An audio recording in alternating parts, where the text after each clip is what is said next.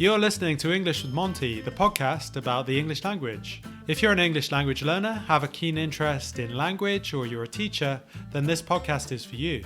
We give tips and advice and discuss topics about learning and teaching.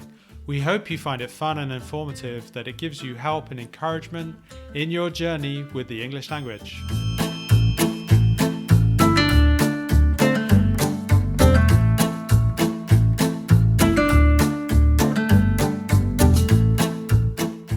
Hi there, welcome to the 7th episode of English with Monty. Today I'm joined by a Spanish couple who are good friends of mine and also have been students with me for quite a long time now. Irene and Jorge. Hi, how are you, John? I'm very well, how are you? I'm good, thank you. And you, Jorge, how are you doing? I'm very good, thank you. Fantastic. Yeah, well, welcome to the episode. I wanted to invite you on the episode really to ask you a few questions about your experience in London and to maybe give the listeners an idea of how easy it is potentially to, or not easy, but how you can succeed by working in London in your own profession, and also potentially to debunk the myth, which is kind of to say, remove the myth of the idea that it's difficult to work in your profession in London. I guess this is a conversation we've had previously, isn't it, with Spanish people. Is it fair to say that often there's a myth that it's difficult to find your own professional work in London? Well, I will say it's a myth, and it's not. It's true that it's difficult, but I would say it's difficult to start. Once you start, I would say it's quite easy to, improve your situation or even find a better job, get promoted and all that. And that is something that I quite like from London, that it offers so many possibilities. And if you really are prepared to work hard and to try, I think you can get wherever you want. Okay, cool. Is it also fair to say there's a myth that a lot of people think that you can only really work in a bar and a cafe and things like that? It's easy to find a job in a cafe or in a restaurant, mainly if it's a Spanish restaurant and things like that. But I will say that to find a job related to your profession or to what you have studied is possible. And you, in my opinion, you just need to, first of all, improve your English a bit, and then after that try hard and send many CVs and do interviews, train doing interviews, and after some time, I would say it's a question of time to find a job related to your profession. I think just have to try. The problem maybe is that some people just try for some months and they quit and they think they will always be in a coffee shop or in a restaurant.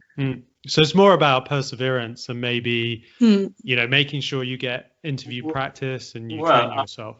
I would say that it's not about nationality, as you say at the beginning. I mean, it doesn't mean that you are Spanish, you are French, you are Italian, you are German. It doesn't really matter as far as you have the ability of moving around, work hard, try to make contact and send us, Irene says, some CVs. So, I mean, it's hard to get the first job opportunity, but once you have it, obviously it is easier to, because once you are in the market, it will be just a matter of improving or showing what you are capable of. Yeah, sure. Because I guess it is, as you both say, kind of making that start, isn't it, really? Because I think one of the things in my experience, and I guess probably in your experience too, is often it's more difficult to find a job when you don't have your experience in the UK. Until you do have that experience, it does mean it's quite difficult. Well, it's a market.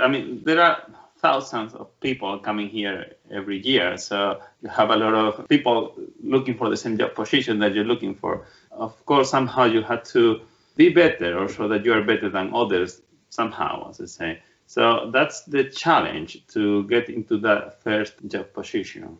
Because it's very competitive. Exactly. Yeah, but also I've heard many times the sentence, but there's lots of competition and I will not find a job. My English is not very good. That's the most common sentence. My English is not very good. But I will say that mostly everybody is in the same situation. Of course, there's competition in this city, but it's a matter of trying and trying. To be honest, I will say this city is made for hardworking people. And if you persevere, you can get something for sure. It's more about perseverance than anything, and just making sure you keep going and you're prepared to wait a certain period of time, would you say? I mean, how long did it take until you got the kind of jobs you were looking for?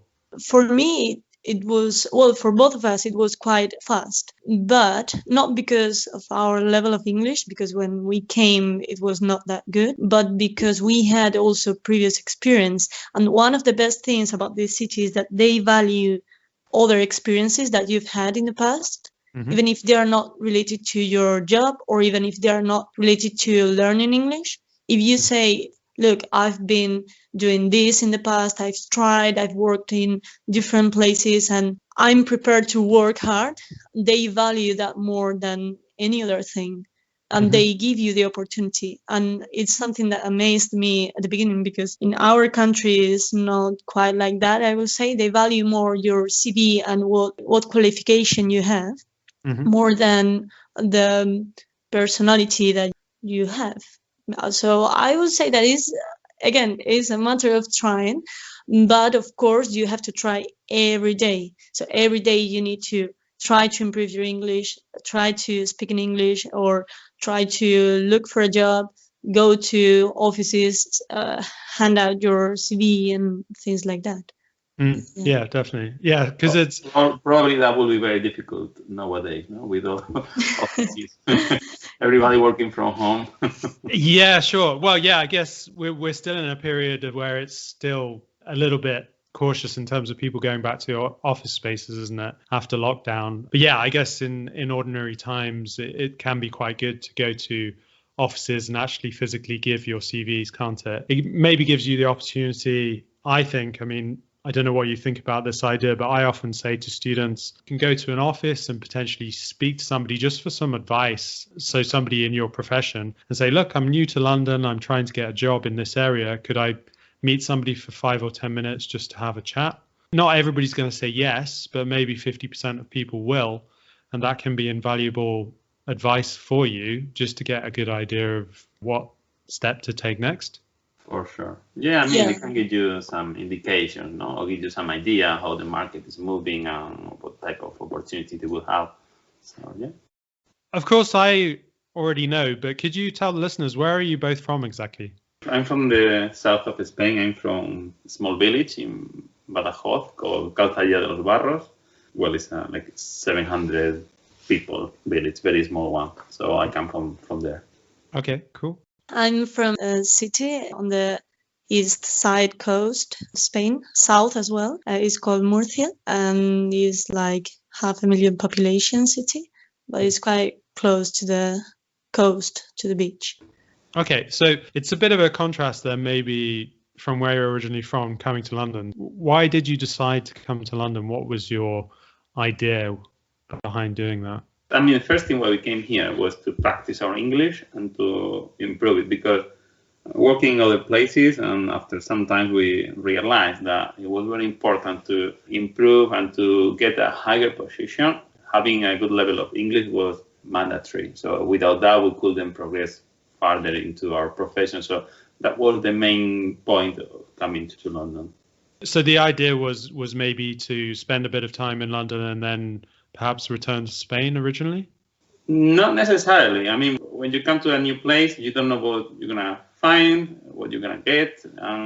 It will be a matter of coming here, finding a job, see if we are happy here, if not, just moving to another place. But we find out that we like the city, and we like what we do, we like the people we know, we have around. So at the end, we feel very comfortable here. And to be honest, this is our home now. So we don't plan to move now. Who knows what's going to happen in the future about the situation right now. Sure. And we've briefly spoken as well about your first work experiences, and they were quite interesting, weren't they? Can you tell us a bit about those? So as I said, I found a job quite quickly, the first week, in fact. Mainly, and maybe this is helpful for people looking for a job, mainly because we looked for a low position job related to our profession. This way, we were in an advantage because our qualification was higher than the position we were looking for, even though it was in the same field. It took me like 1 week to find a job. I started there, but it was a Turkish company, architectural company. My boss was not an architect, but my colleagues were. Well, it was basically doing small projects in London and drawing the plans and all that. George's was quite similar, but a bit different as well. Yeah, I mean, I started in a small construction company. So basically, they didn't have an architectural department, and I was the only one in that department when I started with it. So, I mean, it was a very challenging position for me, coming from different, not background, but different language, different regulation, different way of working. So I had to learn a lot and start from the beginning. But, I mean, it was just a 4-month work, but it was a great experience somehow. But it's kind of that period of time, would you say that's invaluable experience? So did it take you maybe 3 or 4 months for you to get used to regulations and get used to using English? Something that we are always learning. I mean, we always learn about regulation. Even now, we have been here for almost 5 years. We are still learning English. I mean, we are always learning. You cannot say that you know all about something. Sure. Yeah, but I will say that that job, mine and yours, was quite interesting in the sense that because it was both of them were small companies, and we had to do most of the tasks in the company. And there was almost nobody teaching us. We had to learn it from scratch. Also because our bosses were not very interested in teaching a lot. We had to learn on our own. I would say to someone who is looking for a job that the best thing to do is to look for a job in a small company because you will learn much more than in a bigger company where everything is organized and you just have to do one thing at a time, whereas in a small company you have to do many things and it's tougher, but at the end you learn more. So you're kind of in at the deep end, so to speak. You either sink or you swim. Exactly. Yeah, so it's more of a challenge, but you probably learn more and it's more helpful for getting the next job. Exactly. I mean, I remember, for example, being so afraid of talking over the phone because it was very challenging for me and very difficult. Mm-hmm. And at some point I was alone in the office and the phone was ringing and I said, well, look, or I pick up the phone and I try to talk to the client and get some business for the company, or obviously this company will sink, as you say, and I will have no job anymore. It's like, or take it or leave it, but you have to do something. Yeah, sure. This is quite interesting, the issues with the phone, because for me, it took me 1 year to talk over the phone. I didn't want to do it. Luckily, in my company, there were another 2 people who were able to talk over the phone, whereas in yours, George, there wasn't anyone else. And despite I had slightly higher level of English when I came here, it took me 1 year to talk over the phone. And for you, it took you basically 1 month to start talking over the phone. So that shows that if you really try, you can do it.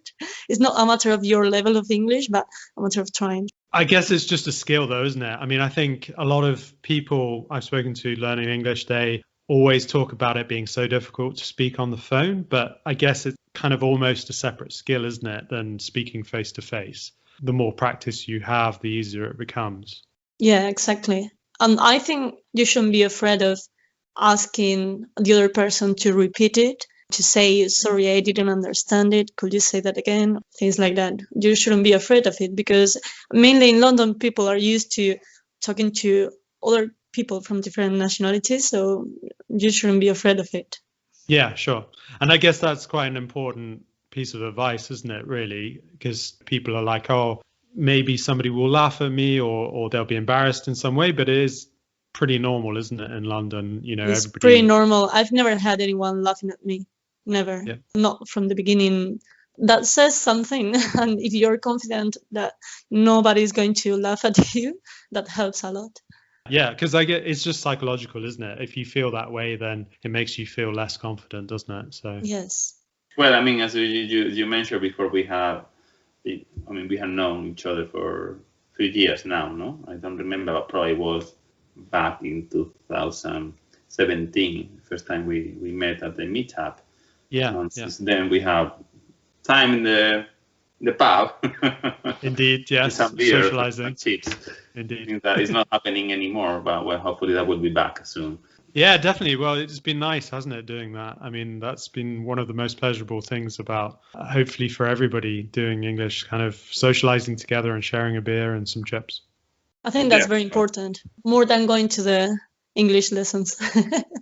Socializing is very important. One thing will help you to improve your English. The other one will help you to socialize, meet new people. Hear about different experiences.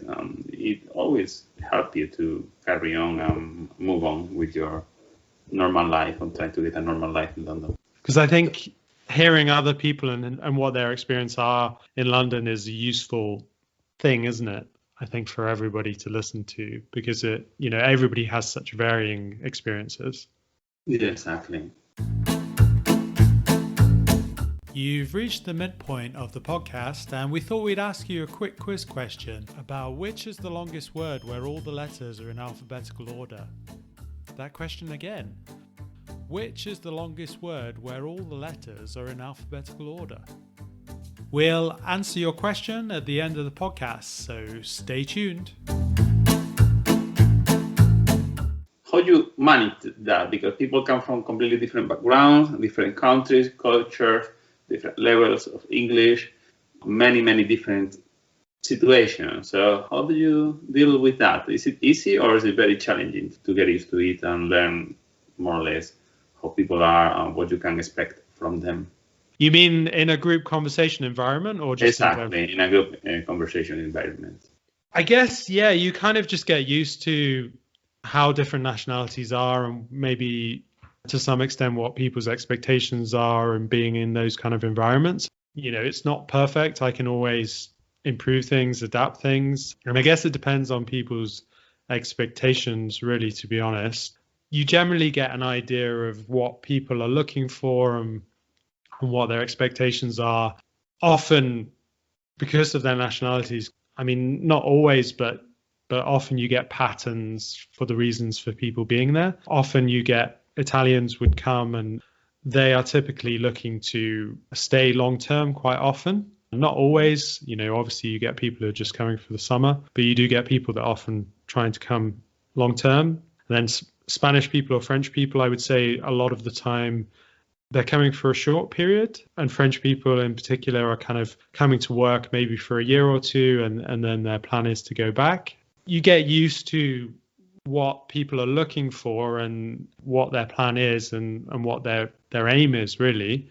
And then you kind of adapt around that. I wouldn't say I find it too difficult necessarily. It's just, I suppose, part of your job. Yeah, it's part of the job, but I suppose you just are obviously there to try and listen to people and understand what they're looking for, and obviously if they do need your help, being approachable enough for them to ask you the question, and then also trying to give the best advice you can from there. And obviously if they do want extra lessons, then I can offer that, kind of help with interview skills or to pass exams and things like that. I can obviously help on those side of things. So I think for me, it's very pleasurable having many different nationalities. It's never boring. I mean, it's always interesting meeting. And specifically with Spanish people, what do you think they usually come for? And what's the most challenging thing for you when teaching Spanish students in particular? I think often people come with the idea, I mean, not always, of course, it really depends on the people, but you get quite a few situations where people come to learn in order to pass their exam for university, for example. So I've had quite a few Spanish people that had to do their Cambridge exam so that they could complete their degree. They came over to spend time maybe doing a part-time job, but ultimately their goal was just to spend a few months here, improve their English, train themselves in order to pass the exam and then kind of take the exam when they go back home. In terms of, I mean, obviously that's not true of every Spanish person. I've had obviously yourselves who have been here for a very long time, and you've kind of built your life here, so that's very different. But I would say often the people I most come in contact with are Spanish people who have just started their lives in London or are only coming for a certain period of time, I would say, in a lot of circumstances. And I would say probably the difficult aspect is often just confidence, trying to give them that confidence, because I often find people are like, well, I can't do this. I don't think my English is good enough, as you were saying before. Whereas it's more like saying to them, look, you need to kind of just try. I mean, you're fine. It's just a case of pushing yourself. And as long as you can kind of transmit that confidence and that idea that they should just go for it and just try and push themselves, then it's fine.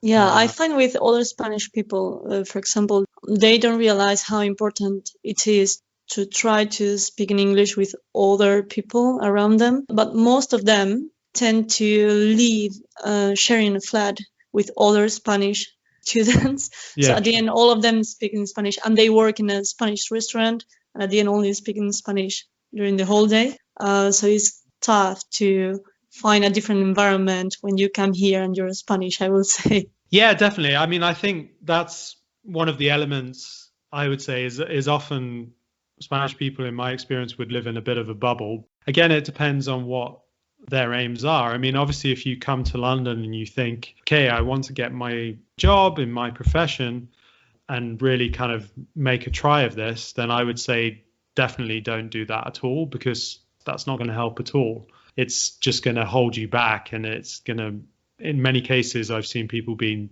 disappointed because they've not spent enough time in an English-speaking environment.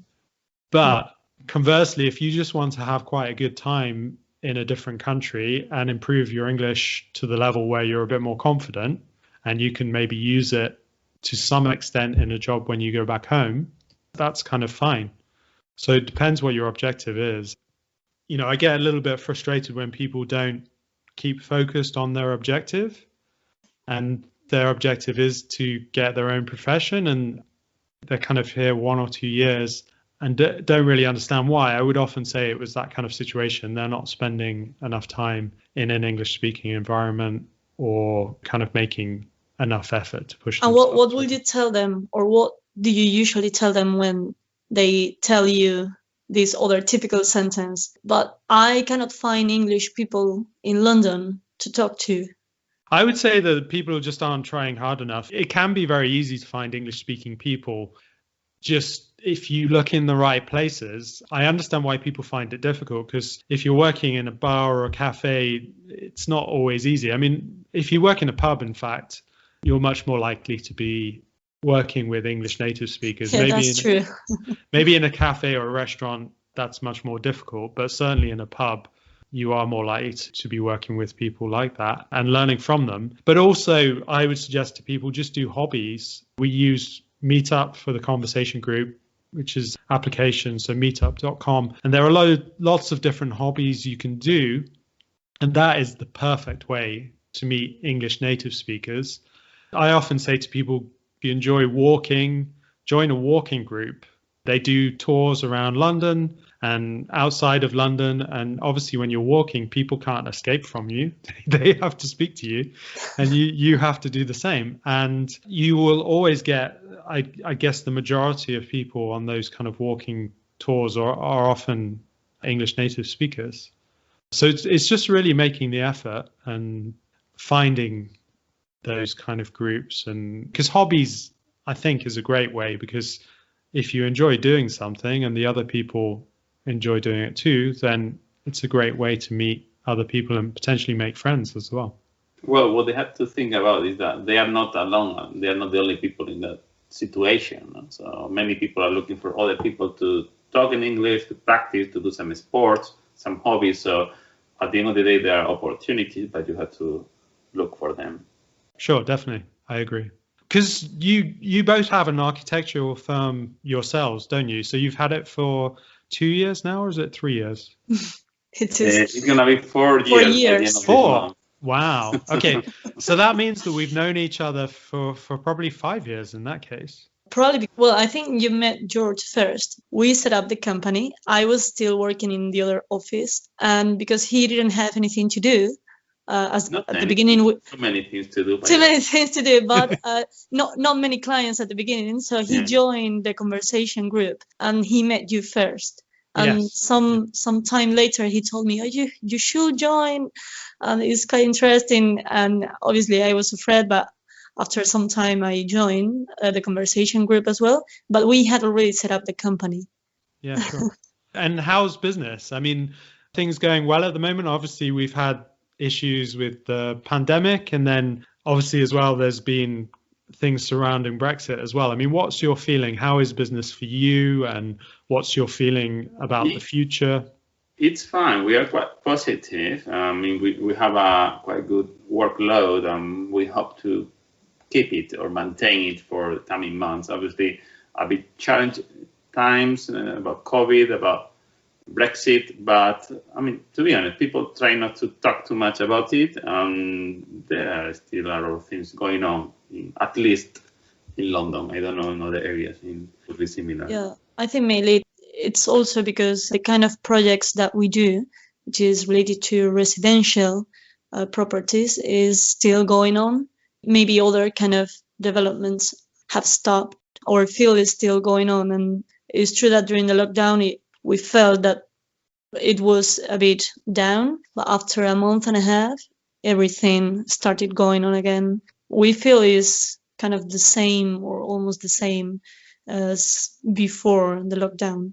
Because I suppose people have been sitting at home and thinking, oh, my house is not big enough. So that's one of the main reasons. Yeah. So maybe that's why your business is picking up again now. Okay. Yeah, they are at home and they need an office space. So many of them are trying to refurbish the house, extend it, or trying to build a garden office just because they know this is going to be for some time and they really need a space separate from the living room or separate from the kids sometimes to be able to work properly. Yeah, sure. Because I guess probably from now on, it's going to become more common, isn't it, for that to happen? And then what do you like and what do you dislike about London? What do you prefer to tell us about what we like or what we don't like? It's up to you, whichever way you want to do it. Say first what you don't like. Well, we love the amount of opportunities we have here. Feel that everything is possible here, different client, different background, but a lot of opportunities every day. Okay, we have phone calls from new clients. We have many things because at the end of the day, we live in a big city with plenty of opportunities. The disadvantage of it is that it's a very big city where we spend a lot of time traveling on the city. Okay. Traffic jams, public transport, commute. So it is a lot of time what you spend in it. So, I mean, it has, as I say, advantages and disadvantages. Yeah, so it's more about traveling than anything else. Yes. Yeah, many people think is the worst thing is the weather. Again, I always say this. It's not a myth, because obviously London has not the same weather as Spain, but there are many sunny days in London in comparison with other English cities. And if you have a job like ours, where you have to go out during the day and you can enjoy the sun, I will say that there are many sunny days. But that is one of the main disadvantages for most people. And I think it can be balanced if you use all those sunny hours and try to do sports outdoors or things like that. I mean, I think a lot of people that normally live in London are often surprised that actually the weather is quite fine, isn't it? I mean, maybe November and February or January, those kind of times are pretty grey and pretty cold. But I think spring and summertime, you normally get quite a lot of sun, don't you? And it's normally quite a good temperature as well. There's always the stereotype that it always rains in London, and it doesn't really rain that much, does it? No, it doesn't. It's stereotype, as you're saying. I mean, it's okay. I mean, winter months are tougher, but other than that, it's fine. Yeah, I guess it's more the dark nights, isn't it, in the winter that maybe make the number of daylight hours. Yeah. Yeah, so that's the challenge, particularly in the end of December, the beginning of January, isn't it? Yeah, but at the same time, because people appreciate more the sunny hours, they try to go out as much as possible. And in the past years, I think restaurants and coffee shops have tried to use the terraces and the open spaces to put the tables. So people try to go out and to stay outdoors all the time, more than if you're in a sunny country. So that's nice. Yeah. How is it for you, John? Because you are not from London. You are from Midlands or West Midlands? The West Midlands. Yeah, Midlands in general, it's fine. Yeah, actually, for me, the weather's better here in London. I mean, in terms of finding the best weather in the UK, I would say the southeast is normally good, and then maybe the southwest as well. I mean, normally the south coast, the southeast is good weather. So I don't know if you ever noticed on the weather forecast that usually London is at least 2 or 3 degrees hotter than other parts of the UK. That's for the pollution, isn't it?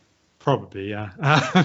I guess, yeah, there's probably different reasons for that. I think it absorbs the heat more because there's less open spaces and because of the buildings and things like that. But it's definitely always a good 2 or 3 degrees warmer than it is where my parents live near Birmingham. So that's fairly normal. I'm going to ask final question. I mean, we've already spoken about kind of tips and advice for people, but do you two have any final pieces of advice or tips that you can give that we haven't already spoken about?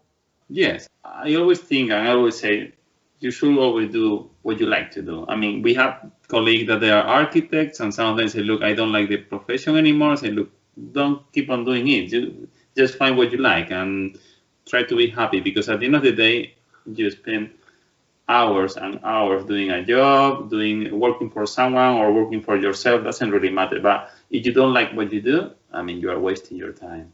Yeah, sure. I mean, I think that's good advice for anybody, isn't it? I think it's definitely, you've got to enjoy what you do. Definitely. I agree with that. And any final things, Irene? Irene, you have any? Yeah, my advice would be also doing that and try to use the time that you spend, in this case in London, to learn as much as possible and to talk to people. Even if you are shy or you're afraid of it, you must know that nobody's going to laugh at you, and you just have to try. With that, you can do whatever you want, and you can do what you really like, as George says. Mm-hmm. I think that those are both great final tips for people, and hopefully that will help them remember being at the end of the episode. So thanks very much for joining me today. I really appreciate you both. Thank you. I think a pleasure as always. Yeah, you're very welcome. I have a feeling this is going to be the most downloaded podcast. So I don't think so. We'll see. I'll keep you updated on the stats. Yeah, if you have any questions at all for myself or Irene and George, then you can email me, John, which is JON, at montyenglish.co.uk, and then can speak to either of you two if that's fine. And sure. If people do want to ask you some questions, then we'll do that. And then stay tuned for our next episode of English with Monty. Thanks very much. Thank you. Remember our quiz question from earlier on about which is the longest word where all the letters are in alphabetical order? Well, the answer is almost. So that's ALMOST. So that's only a 6-letter word. So when you use this word, remember this interesting fact. See you next time.